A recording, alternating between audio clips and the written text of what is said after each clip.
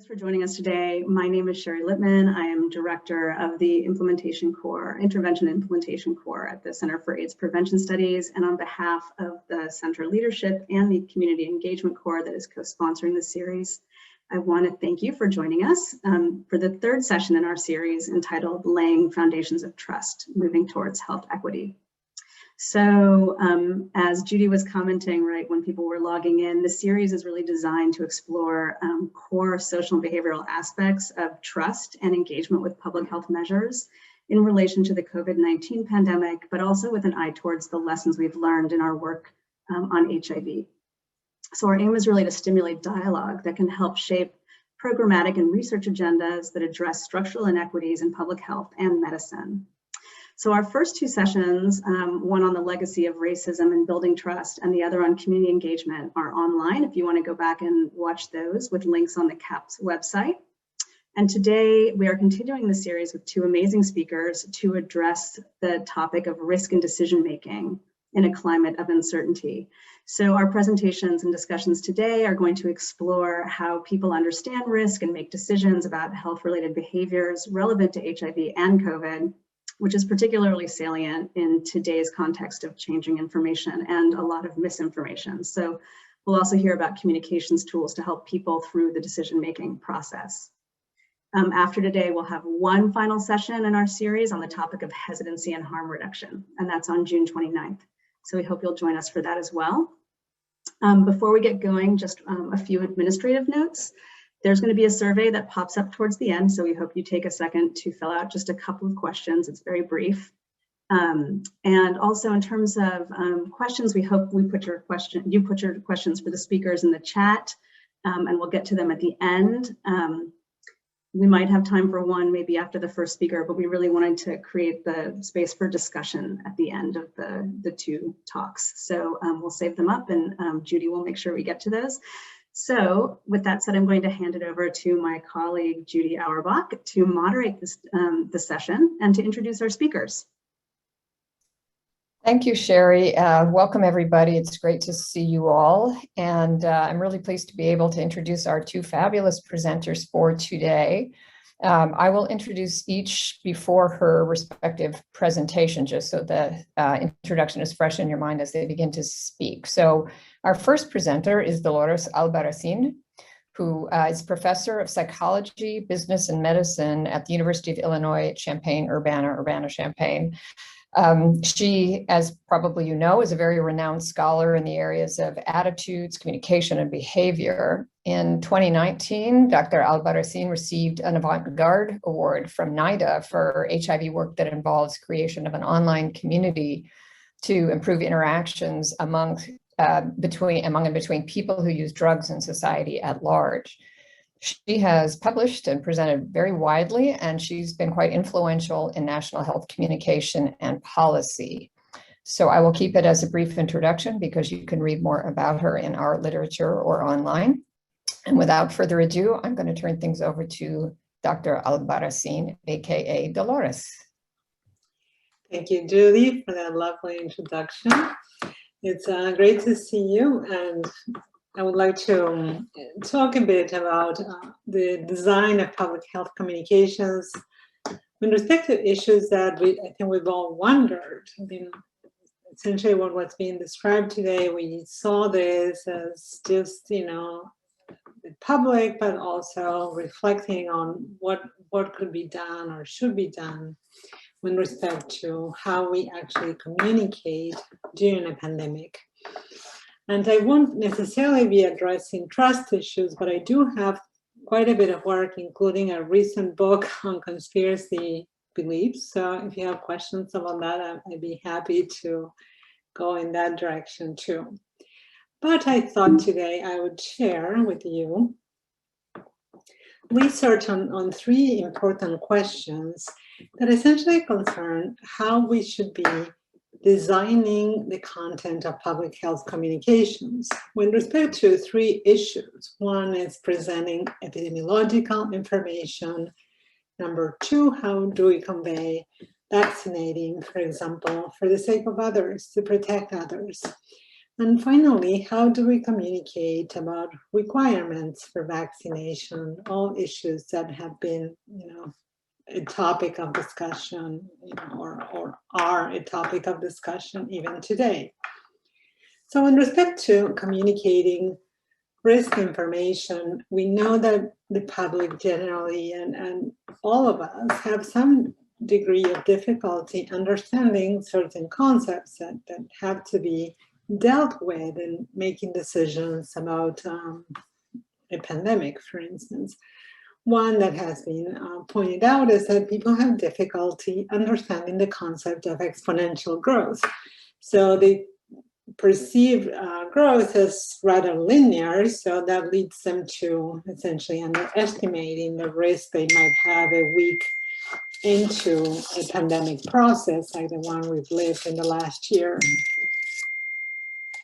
The second question related to, or example of how difficult it can be to understand risk information, is that people tend to confuse the new daily cases of COVID-19 and cumulative case counts. And what happens when that is that they essentially perceive the cumulative counts as decreasing if daily cases are decreasing, which is of course not true. Our research question was, a different one, but related, concerning communicating risk information, which is, do people pay attention to prevalence or do they pay attention to trend? And which one do they use more in making decisions? And are there problems that we might detect in how people spontaneously process this information? And especially, are they more sensitive, perhaps, to change relative than to absolute values, which would be one of the possibilities. And I'm thinking specifically of the kinds of trends. I'm trying to move. Yeah, here we go. The kinds of charts we've been seeing, you open the New York Times and you see something like this. These charts that are presenting both a trend and also something like total cases. So how are people reacting and processing this information? And with respect to this, just to make sure we're all on the same page, by prevalence, I mean the number of cases or cases per 100,000 during a particular period of time. And by trend, I mean the upwards or downwards direction of change in the number of infections.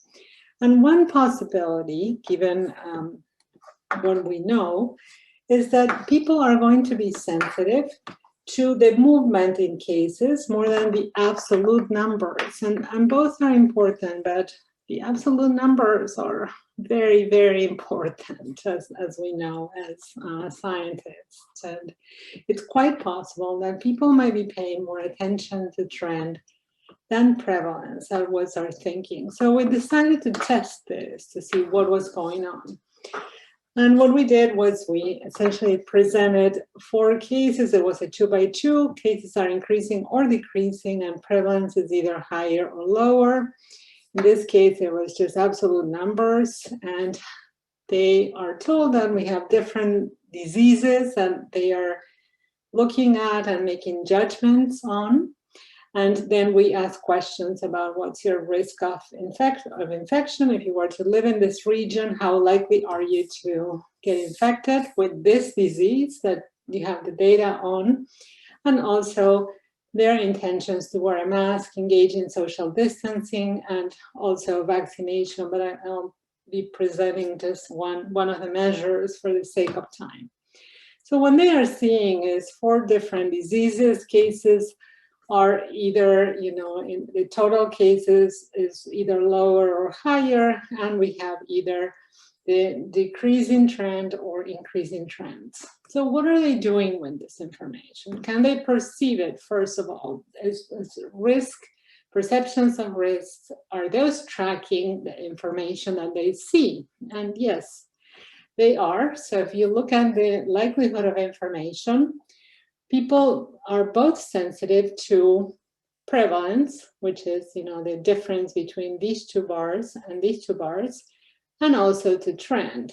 So the increasing trend in green and blue is decreasing. So they can actually detect that both a higher prevalence is overall riskier than a lower prevalence, and they also see the effect of trend.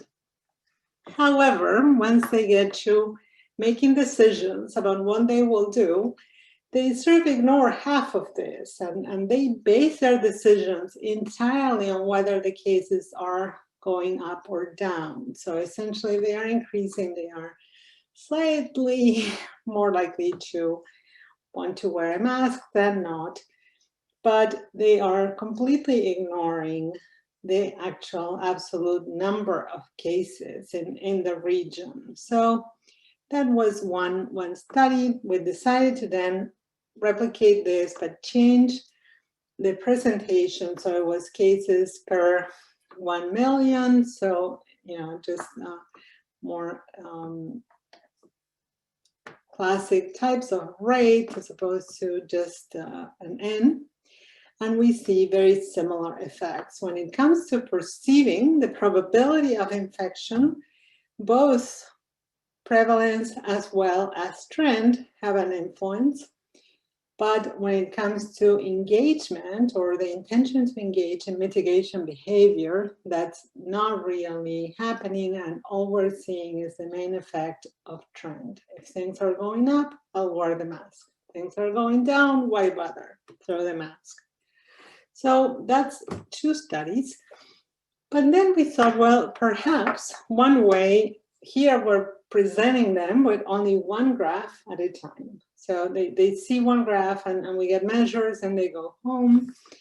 But in real life, we're seeing multiple of these, right? Sometimes in very close succession. So we wanted to see what would happen if we were to present various levels of prevalence within subjects. So they are making multiple judgments. And again, manipulating particularly the trend. And we also had another manipulation of the number of peaks that I will ignore for this presentation. But one possibility that I want to emphasize is that, yes, perhaps when people see multiple aspects, they might be more sensitive, and perhaps that allows them to perceive the import of both trend and absolute values. So they see this exactly. This example is what they see. One participant would see all the top 5 and another gets the bottom 5. So it's part within, part between subjects. So when you do that, people are actually sensitive to both. As you can see, they are sensitive to trend as before. Here we have 5 trends as opposed to 2 trends in the first 2 experiments, but they are also sensitive to the absolute levels, the total rates for the region. So this is encouraging in the sense that in terms of presenting epidemiological information, while one possibility is that trend matters pretty much across the board, and prevalence matters much less, but you can sometimes make it more salient by introducing multiple graphs, which allows them more time or attention to actually detect that. So that's on question number 1. Our second question, however, is what happens with information about the impact of your behavior on others? So each of these is a slightly independent question, all addressed experimentally in similar ways. So in respect to concern for others, we had 2 competing hypotheses. So if we communicate that, let's say if you get the COVID-19 vaccine, you're going to protect others, the impact of that information depends on how people deal with this information, depending on the environment in which they live. And we had 2 competing hypotheses. One is that if you live in a densely populated area, disease contagion is greater. So the actual impact of vaccinating is greater if you're in a dorm, if you're in a nursing home, if you're in a city, simply because your contact with multiple people will make you both more contagious and also consequently also less contagious or less risky if you vaccinate. However, the personal impact may be perceived to be less in densely populated areas. So even when your objective impact might be greater, you are sort of one drop in an ocean within a dorm or within a city where so many others could be not vaccinating and therefore posing risks to all of us.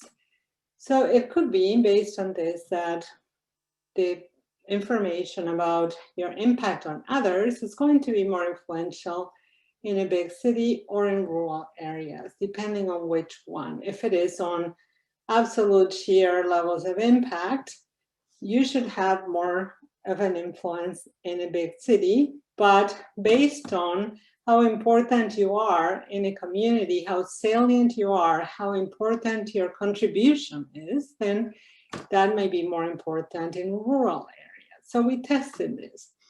And we first had a survey that we had done in 2018, 2019 with colleagues at the Annenberg Public Policy Center. And we used this survey, which was longitudinal, on flu vaccination over the 2018-2019 season. So we were able to observe whether you're concerned with protecting others, when does it matter more, or more exactly, where does it matter more? And as you can see here, if you look at levels of pro-social concern on the x-axis, that's, pretty strongly correlated with percentage of vaccination, right? So people are vaccinating over the months of the survey. And this association, we can also see, is more pronounced, that is steeper, when the region is non-metropolitan. And the three graphs are essentially showing the very same finding with different metrics of urbanicity. So we have metropolitan status, yes, no, population density, high or low. And again, you can see that when population density is low, pro-social concern has a stronger impact on vaccination. Proportion of urban land area is exactly the same thing. So when that is low, which implies rural areas, this association is again steeper.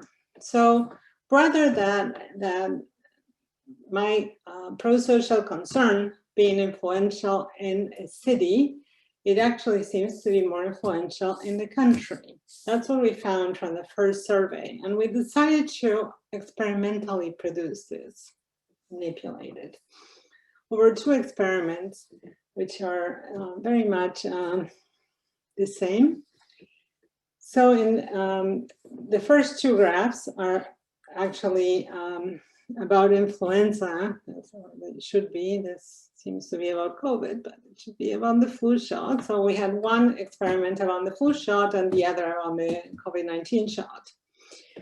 We experimentally manipulated both, pro-social concern. We highlighted this or not. And we also manipulated the density of an environment by having them imagine that they would walk into a shoe store that was hyper crowded or rather empty. So we're manipulating this experience and crossing this with a message that highlights pro-social concerns or not. So here you have the intention to vaccinate against influenza, and as you can see, very similar to the survey that I showed before, the impact of the pro-social concern in the message is greater, more pronounced, after manipulating an environment of low density, the empty, not crowded place, similar to the more rural areas. Here we have the same for the COVID-19 vaccine. So once again, pro-social concerns matter more in low-density conditions than high-density ones. And the other important thing to notice here, which I'm going to highlight with this final graph to the right, is that what's really driving the effect is the perceived impact of the vaccine. When people receive a pro-social concern message in the low-density area, they think that their vaccinating will protect others. Whereas in high-density conditions, they don't perceive this impact, and therefore, pro-social concern doesn't seem to have much of an impact on vaccination itself. So that's what we saw.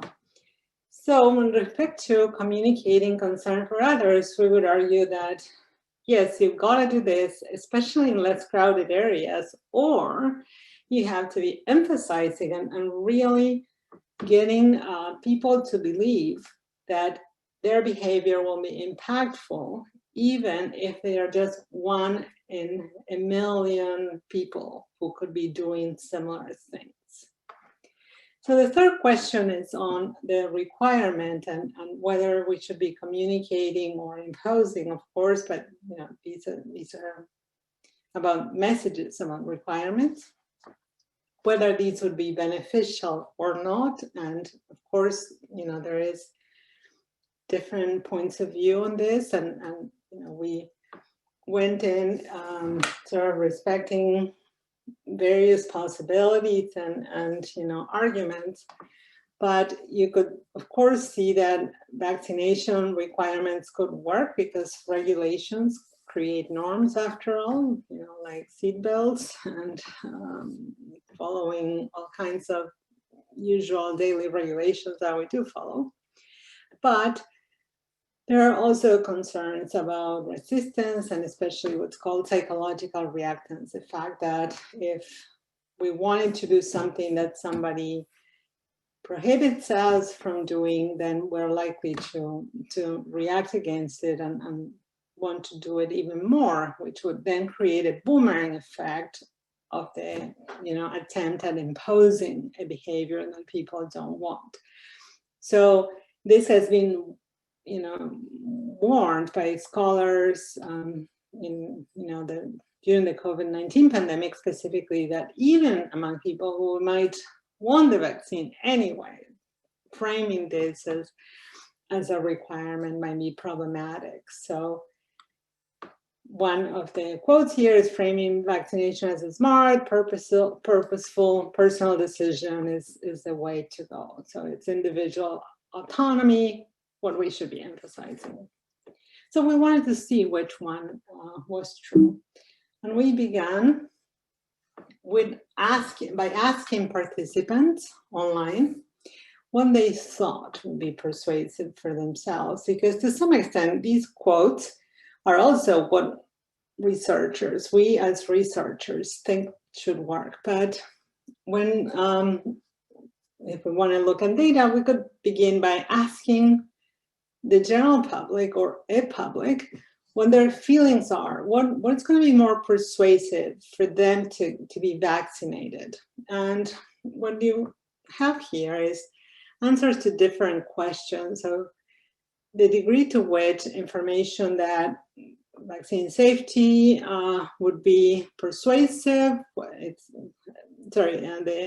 vaccine efficacy, health, telling them that the COVID-19 vaccine is healthy and safe, having requirements to vaccinate, or telling them that they can make their own choice.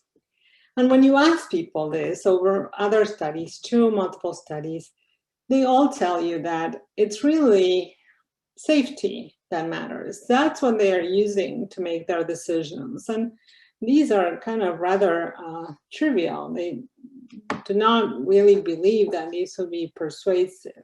But of course, as psychologists, we are always a lot suspicious of our own understanding of ourselves because we're not that self-aware, as we know. So we wanted to see what happens if you actually put them in the situation of having to make the decision. And we began with some survey questions. Will you get the COVID-19 vaccine if it is required to work, travel, or go to school? Yes, no. Or if you could get the vaccine for free today, would you want to be vaccinated? And I realized that there are multiple differences here, which you will see we addressed. But this was the beginning, and we had a sample that was 1/3 white, 1/3 Black participants, 1/3 Hispanics. And we just took a look to see what they thought. And, pretty consistently, all groups say that they would be more likely to get it if it were required. So that's one study. But of course, here we have a confound with the timing of vaccination because the requirement frame doesn't specify that you are to be vaccinated today. So that might be more appealing, right? Because, well, at some point, yeah, I'll get it, but not today. So we wanted to check this with a more uniform question by manipulating the situation, which is what we did. Dolores, this is Judy. Just a quick 2-minute warning. Okay. Thanks. So I'm just going to walk you through one of the studies then, or two.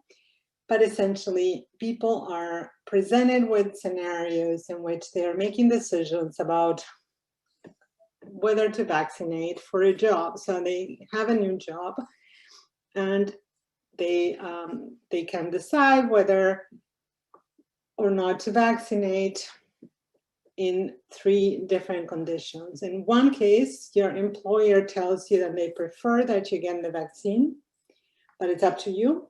Or you're told that getting vaccinated would give you more freedom of flexibility, or you're told that it is required. And we measure intentions to vaccinate, and in all cases, the requirement frame actually leads to stronger intentions to vaccinate. So that's what I have. I'm going to skip a bunch of studies here, but just leave you with the fact that at least in our research, framing the vaccination recommendation as a requirement does not seem to be harmful in any way, but rather it seems to be positive, including for people with high levels of trait psychological reactance, which you didn't see. Thank you.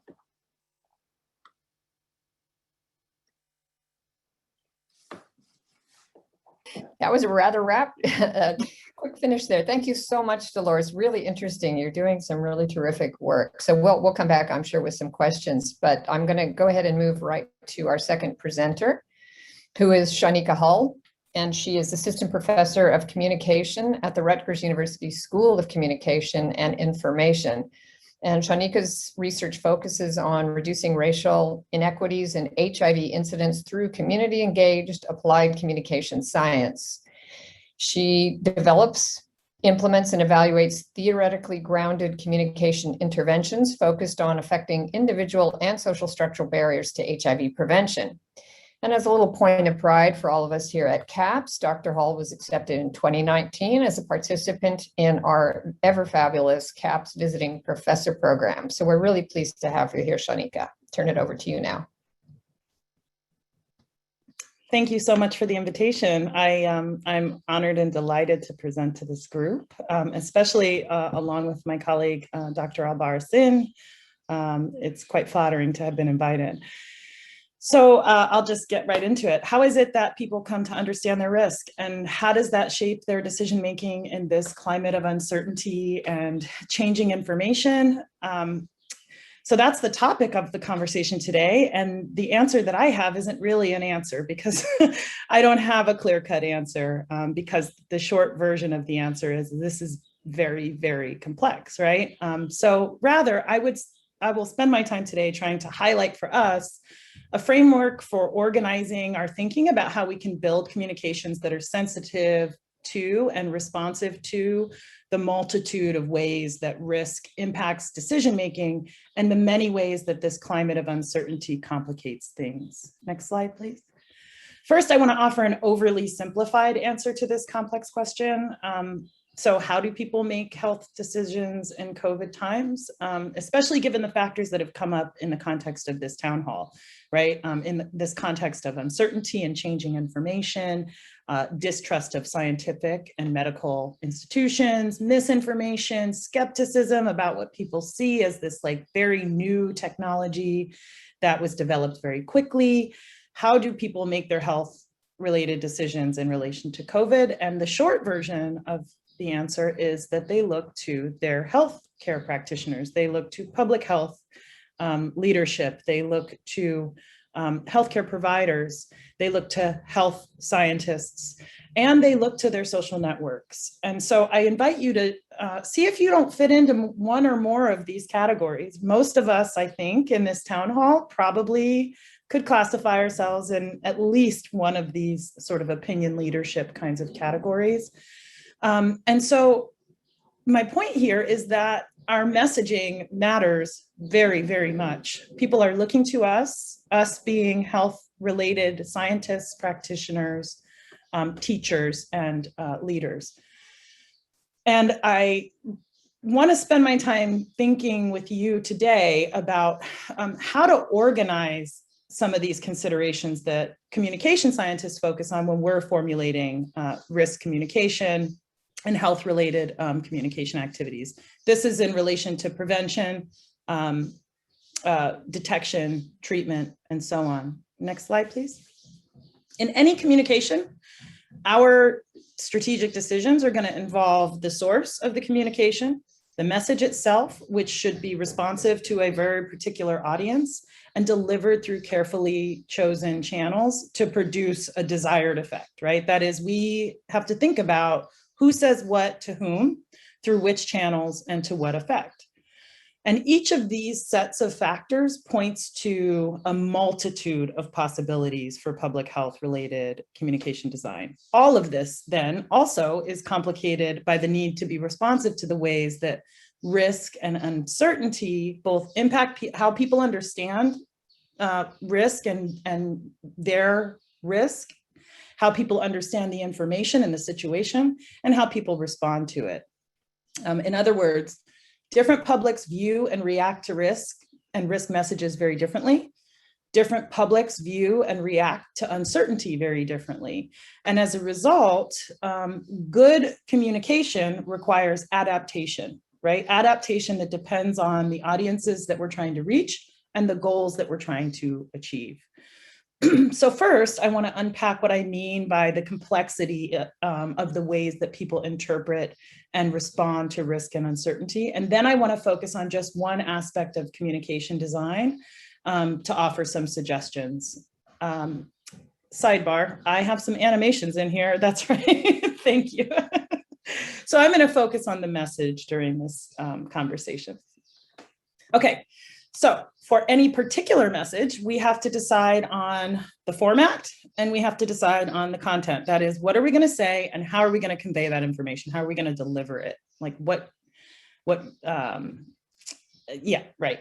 So when it comes to format, we can think about whether or not we want to convey statistical risk information, right? And statistics can be effective, but as you'll see, this is my running theme. While statistics can be effective, they can be more or less effective depending on your audience, right? So some evidence shows that statistics invite speculation. They get people wondering, well, why is that the case, right? If for example, we offer statistics to describe disparate access to COVID vaccination, that could be productive insofar as it invites people to think about, well, why is that? And how does that relate to me and my risk and my prevention? Excuse me. In the case of statistics, though, it is critically important that the message, both the message and the statistics, emanate from a trusted source. And particularly in the age of COVID, we've come to see that different audiences interpret statistics very differently depending on who's providing them and depending on who produced them, right? So if the source is considered to be a partisan source, then you're probably going to get a very different set of reactions to your message, depending on the audience's political affiliation. So in that way, statistics can backfire. right? As Dolores mentioned, reactance is a thing. It's an important thing. And when people feel as though their autonomy has been constrained, they tend to buck and push back. Please excuse my background noise. I would have called them. But we found statistics to be actually quite productive in the context of our HIV prevention work, because we use statistics as a way to open up the conversation with women about their own HIV-related risk. And I think that this is useful, and this is actually the topic of my next study. I think that this is useful because in this case, what you're looking at is a map of Washington with the distribution of HIV overlaid, and the darker the red, the more HIV. That map follows socioeconomic and racial lines. When we tried to talk to women about their HIV risk in focus groups and in town halls, we got a lot of resistance, unsurprisingly, because HIV risk is often tied to stigmatized behaviors. So we decided to take a step back and say, okay, well, what if we don't talk about risk as an individually owned thing, right? What if we talk about the risk that is geographical, right? Your HIV risk is in part a function of where you live. So the darker the red, the more HIV there is floating around in the community, and the more likely you are to come across it during the course of a regular day, right? So the same kinds of behaviors that are stigmatized or not stigmatized, the same behaviors in one side of town has a different risk profile than if it occurs on the other side of town. And we found that lowers women's defenses to some extent, so that we can then engage in a conversation about individual level behavioral risk. So statistics are tricky. They can be effective under some circumstances for some audiences, and they can also backfire. As in when people tend to be skeptical of statistics because they oversimplify very complex information. And so they are relatively easy to discount, to counter-argue against, right? So the answer to the message format is whether or not to use statistics really depends on the audience. Other kinds of formats, the answer is the same, right? We can think about the ways that narrative can be effective for conveying risk information, particularly for folks who might be inclined to counter-argue with a message that's didactic. Narratives, when they are compelling and well-made and they really immerse the reader or the viewer into the storyline, can also convey risk information that's not obviously a persuasive attempt. And so people pick up the factual information in the course of the narrative, and in that way, narratives can be quite effective. But in either case, whether we're choosing narratives or statistics or some kind of didactic presentation, we have to decide on what it is we're going to say. That is, we have to decide on content. And in the case of statistics and in the case of narratives, either kinds of information can be conveyed from different perspectives, right? And so the way that we present the information really has implications for the way that the information is understood, which has implications for the ways people act on that behavior, whether they act, how they act, and so on. And so I'm going to focus the rest of my talk on message content and thinking about the ways that we frame risk-related messages and how those vary in terms of their impact on audiences and what are the implications for practicing communication, strategic communication. Next slide. So there is a large body of evidence that shows that the ways choice options are presented really impacts decision-making, interpretation, and behavior. This was I won't spend a lot of time on this. This was a story that was in the Times last week. And it's about a psychology professor who presents this fable to his class. And he says, okay, there's this invention. It's going to change the game. It's going to make your life easier. You're going to absolutely love it. Things will never be the same. But if you adopt this innovation, 1,000 people will be struck dead at random. Would you do it? And sure enough, the class says, no, I won't do it. And then the professor says, well, what about automobiles? right? Cars kill 40,000 people a year, 40,000 plus. And so essentially he shifts the ground underneath them. He changes the frame of reference for thinking about the decision. And sure enough, when you ask people, okay, can we take your cars away? They're not willing to accept that proposition. The point here is that the way that the kinds of information that we choose to present, in this case, we've changed the reference point, right? From 0 deaths to 40,000 deaths, and it changes the way people think about the proposition that's in front of them. Next slide. As another example, when we're communicating risk, we're often making comparisons by class, by race, by gender. And this framing also has implications for how people interpret risk on the basis of the framing. So Cabral Bigman did an experiment where she was interested in trying to understand what happens when people are looking at risk information, in this case about STIs. And when they're looking at risk information that's showing racial differences in incidence. And consistently across 3 different experiments, she finds that when people are looking at risk information that is comparing the STI rates for young white teenage girls to STI rates for young Black teenage girls, they tend to systematically underestimate the risk for the lower risk group. So there's no differences between that 4th condition and say conditions 1, 2, and 3 when it comes to estimates of risk for the young Black girls, but estimates of risk for the lower risk group tend to be depressed. There are other kinds of social comparison frames, right? And we see them in the news. We use them in our practice when we're talking to patients or clients or collaborators. For example, Nicholson did a study about social comparison frames, and he was particularly interested in whether we should be talking about colorectal cancer screening rates for Black people as an absolute change, as a social comparison, or as progress, having made progress, right? So the absolute condition just gives the rates relative to rates of colorectal cancer screening relative to the desired goal. And the social comparison compares screening rates between Black and white populations. And then the progress frame talks about how, although colorectal cancer screening rates for Black populations are relatively lower than what's desirable, those rates are improving over time. And somewhat unsurprisingly, what he finds, or what she finds, is that the progress frame leads people to have more positive emotional reactions, which translates into a stronger intention to get screened for testing for colorectal cancer. Whereas these other 2 frames, the social comparison frames, lead to a negative emotional reaction, which depresses intentions to be screened for colorectal cancer. And so in both of these cases, we find different kinds of effects for social comparison framing and that depend on the audience and the audience disposition.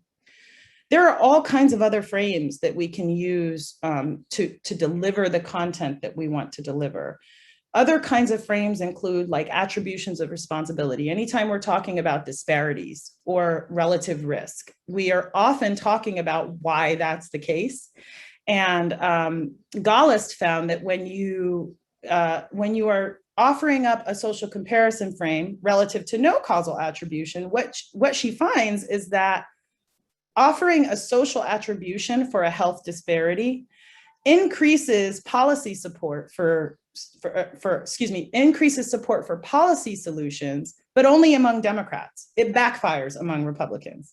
Surprise, right? But the point here being that the frames that we use actually matter, and they matter very much, because not only do they lead some people to have positive emotional reactions, make connections, cognitive connections, and also change their behavior, but when they backfire, they can actually be harmful. Next slide, please. And you can just advance all the way to the end of the fancy, yeah. Here, I just wanted to point out that, okay, so far, I've offered you some examples of ways to frame problems, disparities in health, but we can also frame solutions, right, or recommendations. In this case, I'm going to offer you a couple of examples that are born out of prospect theory. Prospect theory is about how people think about gains and losses, and there is nowhere near enough time to cover prospect theory today. So if you'll just trust that, according to prospect theory, there are differences in decision preferences depending on whether or not you're operating in the domains or whether or not you're operating in the domains, in the domain of gains versus in the domain of losses. This is illustrated by this sort of classic example where 152 people are randomly assigned to get this condition or the next condition, and I'll show you in just a second. So, okay, and then advance one more so I can get them side by side. Okay, so in the first condition, people are told, okay, there are 600 people that are going to be impacted by a disease, and you have to make a decision about which program you're going to use to address this problem. If you choose program A, 200 lives will be saved. If you choose program B, there's a 1/3 probability that everyone is saved and a 2/3 probability that no one is saved. And people in the second group are given essentially the same choice options. They're just framed in terms of losses, right? So if you choose program C, 400 people die as opposed to 200 people live. If you choose program D, there's a 1/3 probability that no one dies and a 2/3 probability that everyone dies. Same choice options as B and D are the same, A and C are the same. But if you could advance, please. When choice options are framed in terms of gains, people are risk averse. And when choice options are framed in terms of losses, people are risk seeking. They're willing to take a risk in order to avoid a certain loss, right? And in the domain of gains, people are not willing to let go of that certain gain. So I was thinking, okay, how do we think about this when it comes to infectious disease prevention, right? How can we think about this in ways that help us design messages that appeal to young women to get tested for HIV? My anticipation was that people who see getting tested as a risky proposition should be more persuaded by the loss-framed message because under conditions of uncertainty, losses loom larger than gains, and vice versa. Under conditions of low risk, the gain frame should be more effective. Shawnika, this is Judy. I'm doing my same thing. Just a couple more minutes if you could. Got it. Okay. Thank you. Thank you. Next slide. And that's what we found in the long and short of it. That's what we found. And we extended that thinking to thinking about other kinds of indicators of risk, both perceived and actual risk. And we find this pattern across multiple measures of risk. That is in the domains of certainty where people say, there's no way I'm going to test positive. They're more sensitive to gains. And in the context of uncertainty where they're saying, it's possible, losses tend to be more effective. Next slide. So the simple formulation of message, source, message, channel, receiver is actually misleadingly simple because each of these categories of decisions is super complex and then they interact with each other, right? Because you could have a message that's beautifully designed, perfectly designed for your target audience, but then you deliver it by an untrusted or untrustworthy source and the message falls flat, right? And so my point here is that this is an exceedingly complex proposition when you start combining message features and when you start combining message source and channel features. Next slide. Centering the receiver's perspective then is the most effective way to identify the ideal combination of source, message, channel, and receiver so that you can prompt supportive cognitive effects and protective behavioral effects. And last week, fortunately for me, we saw a really fantastic example of an organization that has done exactly this. We can talk about this in the discussion because I'm almost out of time. Let's keep going. So how do we begin to address the complexities of how people understand their risk and its impact on decision-making? We should be centering our audience. We should be making decisions about every single aspect of our message design that is rooted in what we know and understand about our audience. We should be inviting audiences to tell us which sources and which messengers which message components, which message appeals are more effective. We should be inviting folks to explain to us which channels will be impactful for them so that we can be responsive to that knowledge in our communications. And we should certainly be developing communications that are responsive to the target audience's desires and motivations and values so that they resonate. Building and maintaining relationships with important community partners provides us with this kind of deep and rich understanding of the ways that we can develop risk-related communication that resonates with the realities of people's lived experiences. And as importantly, we should be pilot testing our materials because they can backfire, and when they do, it's harmful. Last slide. So I offer you some guiding principles for thinking about message and message design. How can you convey risk and risk-related information in ways that are productive? I'm not going to go through these one by one because I'm out of time, but I'll just leave it at this. There are some really basic things that we can do, but these guiding principles at every step must be informed by an audience perspective. That is, the decisions that we make about what actionable language we're using, what plain language makes sense to people, who's credible, what's relevant, which frames are most resonant. All of these decisions, what counts as a supporting visual? Are they conveying the kinds of information that we need? And what kinds of efficacy we should be fostering? All of these decisions should be informed by this backdrop of community collaboration. Last slide. I'm not even going to talk. I'm just going to offer you some resources to help think through some of these complexities. These are practical guides for sort of going through in a checklist kind of way to develop communication. Thank you. Thanks so much, Shawnika. And again, thanks, Dolores. And, we're trying to cram 2 excellent talks in a short period of time, each of which could have taken a full hour. So we apologize for making you feel a little bit rushed. These were really, really good, very dense presentations around real behavioral science. Hallelujah. So thank you again, both. I'm going to see if I haven't seen a question jump up at me right at the moment. I know Rochelle is doing the survey. If you wouldn't mind filling that out, that would be terrific. Whilst I pose a question to both of you in the time we have, we may run over a few extra minutes to take some other questions. One of the things that struck me in COVID, and I don't know if this was as true for HIV, because I think people had already defined themselves in groups of populations that were more or less likely at risk of HIV historically.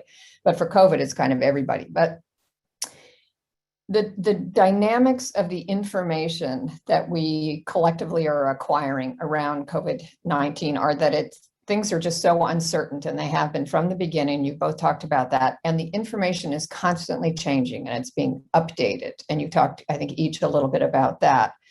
And one of the dynamics I've been wondering about in both terms of uncertainty and change is the extent to which people have a tendency to listen to and search for that information which confirms what they already believe or want to believe.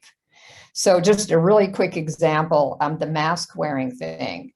There are people who will say, well, Tony Fauci told us at the beginning, you don't have to wear masks. Then he says you do have to wear a mask. And so I can't trust any of this. And basically, I don't want to wear a mask. So I'm going to use that as my rationale for not wearing a mask. So any comments about how people's predetermined favorable ways of behaving influence how they receive the information and act on it? I mean, absolutely. We know that selective exposure to information with which we agree is very strong, one of the strongest phenomena actually in communication and persuasion. So yes, and in this context, they can find everything, right? Because we've seen a whole gamut and then some more coming from all levels of government and the public sector. So you definitely have your pick in terms of selecting information that's going to be congenial. The other aspect I think that relates to this is, presenting people with an unrealistic model of science, right? Mm-hmm. Science as infallible or somehow, not really preparing the public to the fact that the information will change, especially, in the case of a pandemic. And then that should actually be used as a way of increasing the credibility of science. But if you use a model that makes science look, essentially unfalsifiable or some kind of, absolute truth, then it's not correctable. And I think that's part of it. Yeah, exactly. Shawnika, do you want to add something? I agree. I think there's a lot to be said for transparency. And I think oftentimes my sense is that professionals underestimate people's intelligence. Maybe we don't underestimate it. Maybe we undermeasure it, but like people can understand a lot. And I think one way to undermine, so yes, people will selectively expose themselves to information. What we can try and do is not confirm their expectations on the basis of that selective exposure. And transparency is one way to do it. For example, if we know that people are searching information that's confirming their inclination to not wear masks, and they're citing as their rationale that, look, even the head of the driver of this train doesn't actually know. We can, in our strategic communications, anticipate that counter argument and build in ways to undermine that counter argument through transparency. I know that this whole audience hasn't had a chance to see the video for the conversations between us, greater than COVID conversations. I really encourage folks to take a look at that, because that's what they're doing. They're anticipating that folks have been in a sort of echo chamber of information, and they're anticipating the kinds of objections that folks will have and undermining them. And an important caveat is that they're not raising every single objection, right? The thing you don't want to do is point out every objection, because that primes people for the things that they've selectively exposed themselves to, and then more, right? So I think that using, transparent explanations of why there's uncertainty involved and to what degree that uncertainty is involved, and then building that in, sort of anticipating those counter arguments and building them into our communications on the front end could be very effective towards, as Dolores said, building credibility. Right, exactly. First rule of communications is know your audience, right? And anticipate what they're thinking as they're listening to you. Absolutely. I think we're at the tail end here. Yes, we are. So I'm going to turn things back to Sherry and Rochelle for any final comments. Thank you both so much for really excellent presentations. I think Rochelle or Sherry will tell you, and I think John has already put in the chat information about how people can view them afterwards. Excellent way to reference our previous presentation, Shawnika. We like that a lot. And on behalf of everyone, I just want to thank you so much, both of you. So Sherry and Rochelle, any final words? I just want to echo Judy's thanks. Those were both fabulous presentations, and I feel like I have so much more to learn still from both of you. So hopefully we can have you back at some point. And you're getting me back next summer, that's for sure. That's 2021. I gotta remember that. And Dolores, thank you so much for joining us.